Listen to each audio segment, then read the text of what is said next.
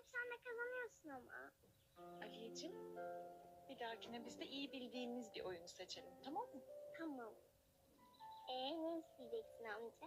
Ne istesem? Ne istesem bilemedim ki şimdi ne istesem. Şöyle yapalım.